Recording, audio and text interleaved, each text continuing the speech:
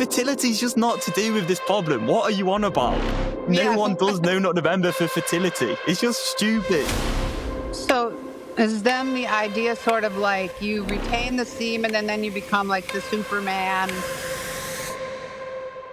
Oh, so go get the porn, guys. Especially if you're trying to have, get pregnant. What is her point, actually? This couldn't be more far off base as far as like actually helping somebody with a pornography addiction. We need to hang out a sign that says we're going to perform vasectomies.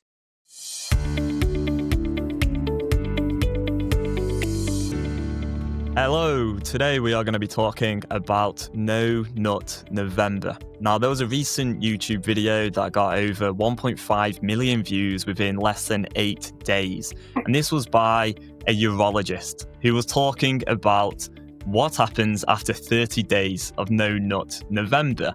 And the video was really talking about semen retention, different volumes, the quality of the semen, all this kind of stuff. And if you go to like the roots of No Nut November, well, it's a bit of a spin-off from the whole NoFap thing. And NoFap really was created because there was loads of guys online struggling with compulsive porn use. They wanted to stop watching porn, and No Nut November kind of was born out of all of that. And I used to watch videos about No Nut November and NoFap all the time, and I just went around in circles struggling with a porn addiction until I very luckily met this woman here, Mary Portis, who helped me get out of the mental trap I was truly stuck in. So what I want to do is just kind of expose some of the perhaps misconceptions around No Nut November and the whole world of porn addiction recovery, really, and where people are going wrong. So let's start off with the first clip here, and then we'll have a little bit of a discussion about it all. Today, we're breaking down the truth about semen retention, what increases, what decreases,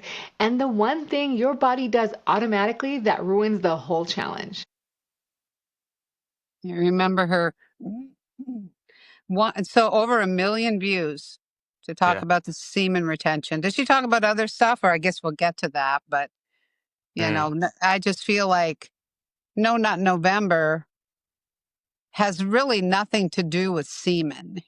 I mean? It's like, but I guess she's a urologist, so she wants to talk about the physical aspect of it. But No Nut November is just like any other, no screen September or dry January, all of the things that people wouldn't do if they didn't have a problem with the behavior. It's the behavior, not the byproduct, which is the semen, is a byproduct of the porn addiction behavior. It really, I don't know. It is a very gross misunderstanding of the problem, to even apply something like No Nut November, because I mean, if you understand addiction at all, you know that just going on some kind of a challenge is going to intermittently reinforce any addictive behavior and set you up for, and even, more deeply ingrained neural pathways that go from wanting to do it to doing it. It's,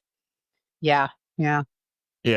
I guess the idea is like with No Nut November, because you're not going to be releasing semen, you're going to be retaining your semen instead. But it's a little bit like with dry January, if the whole idea was, okay, we're not going to have a hangover for a month. Okay, well, yeah, that's maybe going to be a byproduct of attempting dry January, but it's not going to actually help someone overcome an addiction to alcohol, right? So I think that's the thing, is that we've got to consider the psychological aspects of all of this, like what's actually going on with the thinking patterns rather than the physiological or like physical side of things.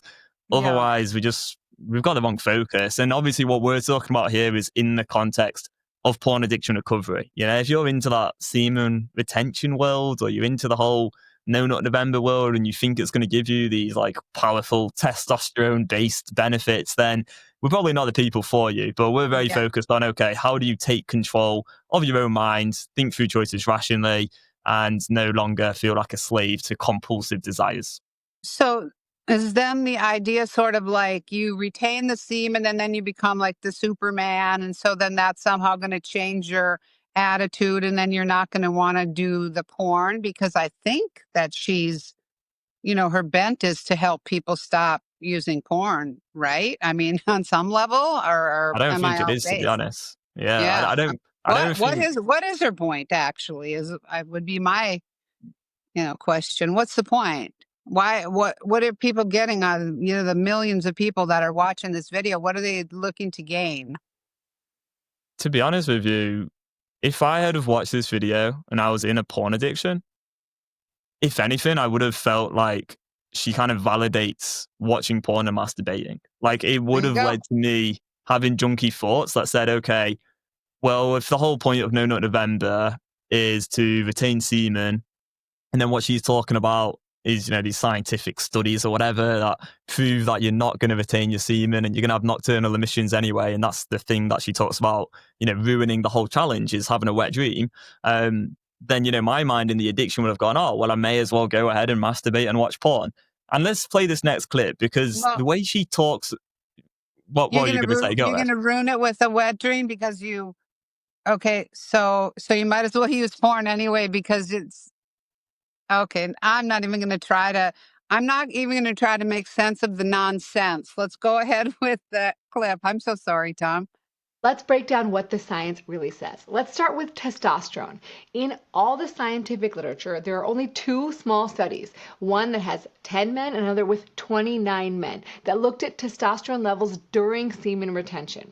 The first study showed testosterone increase after 3 weeks of abstinence, but there's a catch. These were young, healthy men who knew that after 3 weeks they'd get to watch pornography and masturbate at the study's end. Now this matters because it's an anticipatory cue. Your brain is actually expecting a sexual reward, and this naturally spikes your sex hormones. So your body is literally preparing you to pursue that sexual reward by increasing testosterone. But wait, you're teaching your mind.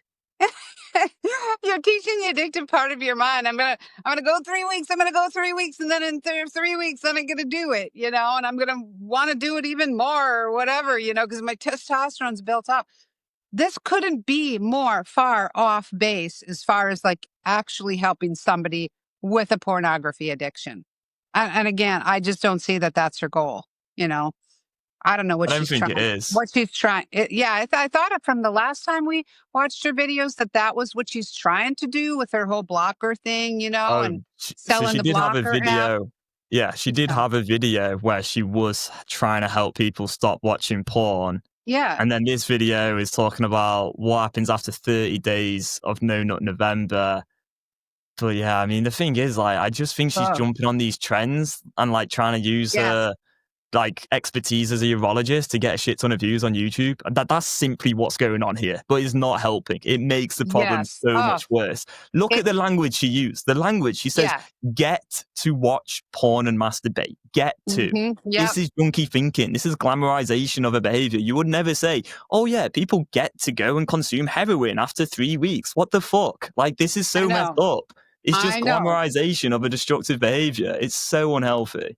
I think you're absolutely right that she's just jumping on any trend she can. Okay, it's No Nut November, so I'm a urologist, so there's some kind of connection there. So let's use that to get more views and not even realize how incredibly destructive her video is to go out to millions of people. It's kind of maddening when we work with these guys day in and day out, helping them, to stay in control of their choices, of their behaviors, because these behaviors are ruining their life, right?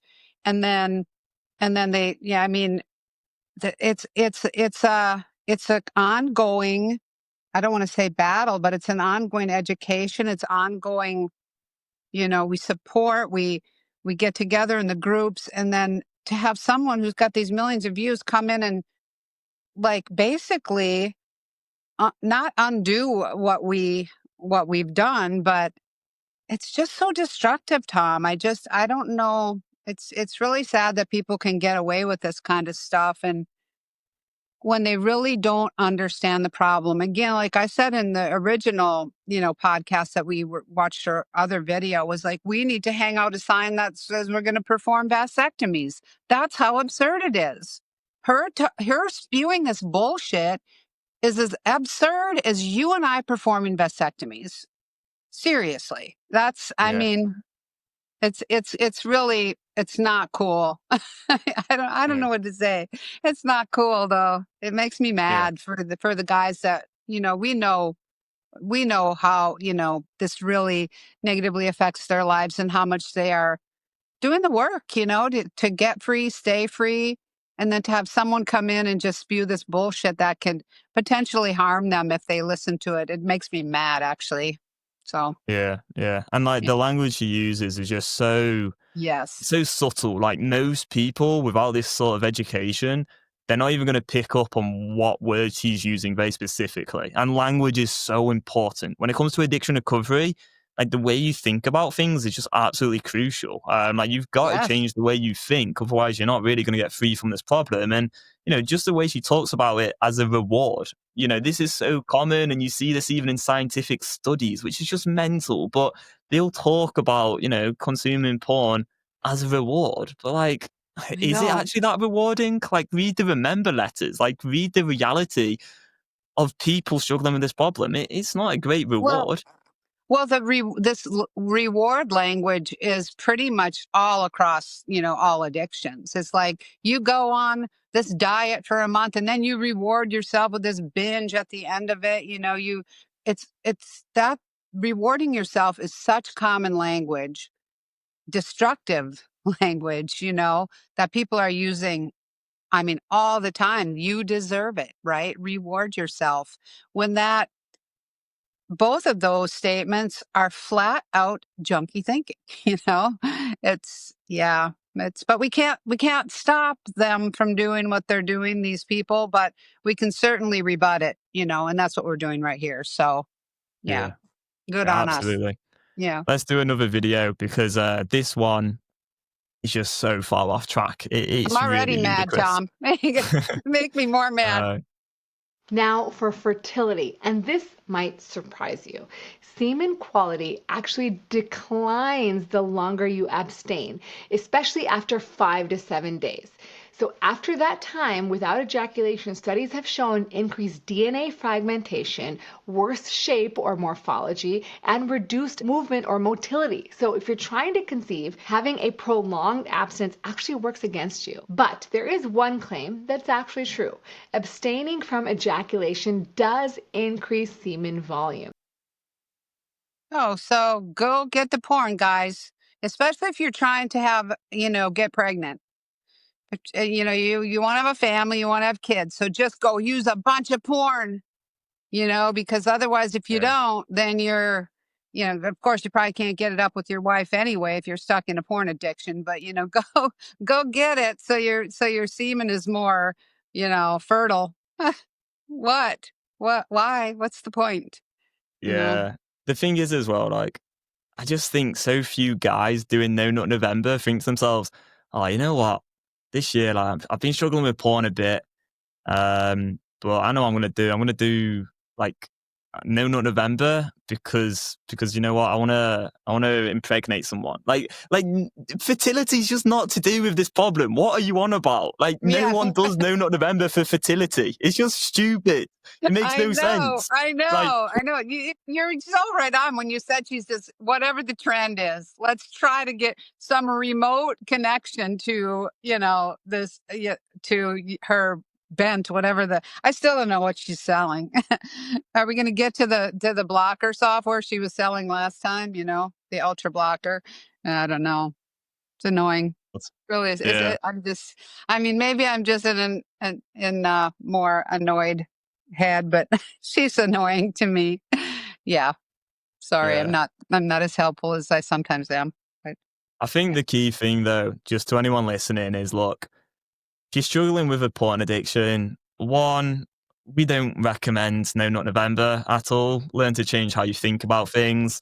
Yes. Two, if you're struggling with porn addiction, just know it's not actually got that much to do with sexuality. It's not actually got that much to do with semen, that's for sure. It's not got that much to do with fertility. Babies.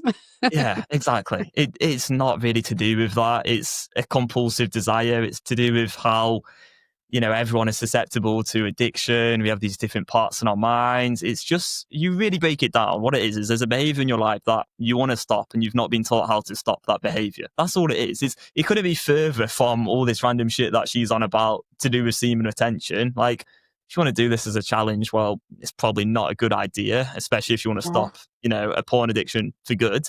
So yeah, I mean, instead, what I would do is learn how to start thinking through things in a rational way, learn how to be in control of yourself, and stop consuming this bullshit online. That's probably just going to get you off track and lead to all these unanswerable questions and a validation of a porn addiction. It's not going to be useful for you. And I was there for 10 years, so I know that firsthand. Yeah, for real. Yeah, and do No Not November if you want to get deeper in your porn addiction. So one thing you'll accomplish, Yeah. So, yeah.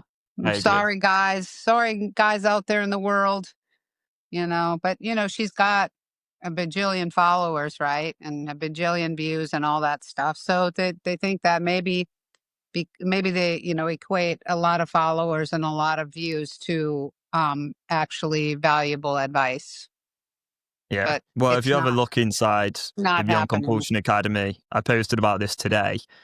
Like I just said, like, guys, I've just watched this video and it's pretty mental. Like, the way this woman talks about porn is just crazy. And, I talked about the normalization of it. Got a ton of likes, actually, which is cool. But no, just I had some comments, like I'll read out like maybe one or two comments now. But like one guy replied, just saying, that's wild. It's absurd to think that using porn is a reward. There is not a single individual out there who genuinely does not regret using porn, especially like in the context of porn addiction, right? I would also like to question the whole self-reward belief system entirely. It's not the same as doing work for money, where money is the reward. When applied to the self, there's something not quite right about it. It glamorizes things for no good reason. And then, we had another guy comment, you're right, and I've noticed this in scientific mentions as well. Actually, I won't go into that one because he's on about some friend who's like an academic psychology researcher, so he might not want me to share in that too much. But I think his point is just how, in academic research, often people talk about rewards when it comes to compulsive behaviours, and this is very common. And I think this guy in the program even had a friend who, had been sort of in that world. But anyway, hopefully this can share a bit of a different perspective to what the masses are saying, which is usually bullshit. Cheers for listening, and we'll see you in the next one. Bye-bye. See ya.